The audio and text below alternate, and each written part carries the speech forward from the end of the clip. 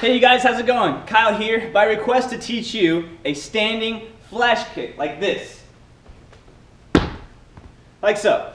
And the progression for it is really easy as far as understanding it. You just land starting with your feet together, then you space them one in front of the other, and you just keep getting it further and further apart. Make sure you're landing on that front leg and coming back into your stance. So if you don't have your back flip down, bam, there's a tutorial right there for you to learn.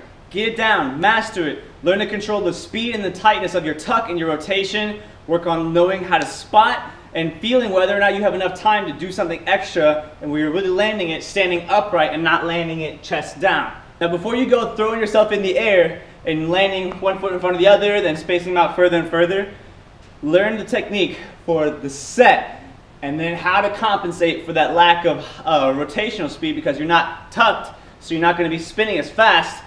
So I'm going to teach you how to use that kick to help you out. So in all things, there's a set when you're going up, especially for a flip. So as you lift, you want to work on making sure you're almost getting that full body extension. The more open you are, the more energy that's shooting up. If I go like this and stop here, I'm holding back from the power and momentum that I could bring if I open up to here when I jump. So keeping that in mind, make sure that you're getting a nice solid lift into your back flip. The movement is literally a lift and kick. The kick brings you down though. It doesn't bring you over and up. Just like how there's a set to get you up and a tuck to pull you over and down, the kick does the exact same thing, but it starts about here and comes down. So when you get used to landing one foot in front of the other, like here, like so, then what you're going to work on doing is feeling the timing of when you kick and working on landing with this leg a little bit straighter. So as you come up to set, launch those hips, thrust them into the sky. And then when you feel your lift, your feet leave the ground, your arms are here, not here or anywhere crazy, drive that leg. The other one you can keep tucked if you really want to, but this leg has to drive over. And as this leg is kicking, you want to watch your foot come to the ground. So here's how it goes. Lift, then kick, and drive that leg hard. And you'll land kind of like that. And it may not be super straight at first, but that landing, that's what you're going for. Not here or you want that here. So get that rhythm, and that's how it should be landing.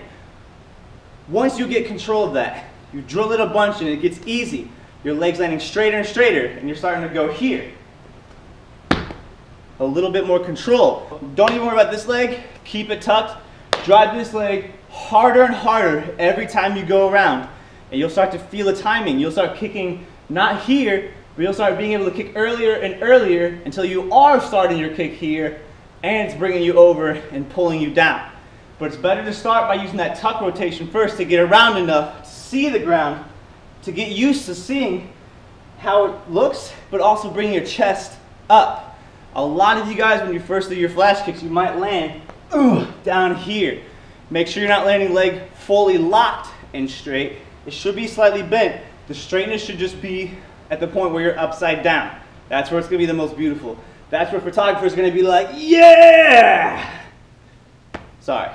When you practice your flexibility, when you do these stretches, you'll start to feel when you can really open up and unload with flexibility, and you'll be in a full split upside down in the air, and it feels amazing.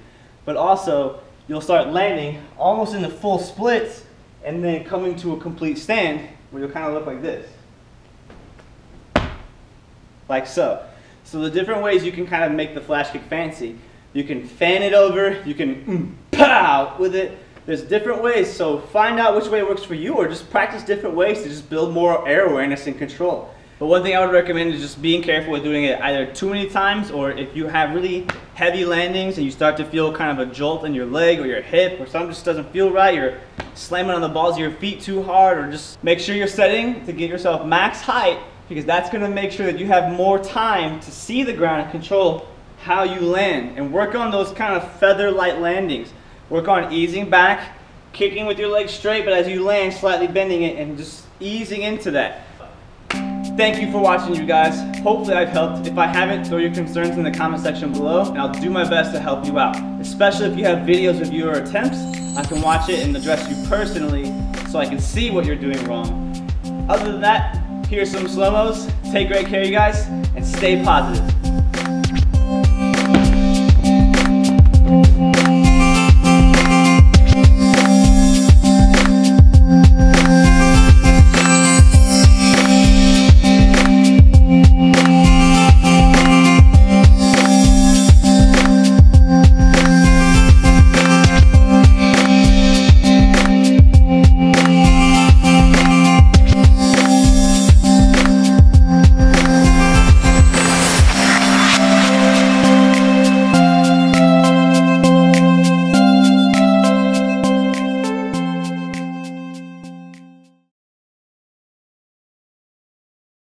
Flow movement that you can do on vault boxes or rails, and I'll demonstrate on both sides, from the right and from the left, just like so. When you're starting out learning this, it's a lot easier than you might think.